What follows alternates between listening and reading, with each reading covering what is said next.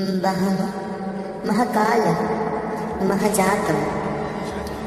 তুমি মহাকাল, হে মহাকাল, তুমি পূর্ণ শিব তত্ত্ব। তুমি এবং আমি কেউই আলাদা নই। তুমি আমারই প্রতিবিম্ব।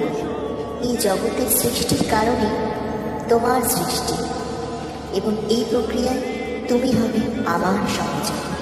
হে দেবী, আপনার হতেই যে আমার সৃষ্টি, আপনার আদেশই আমার শিরোধার্য।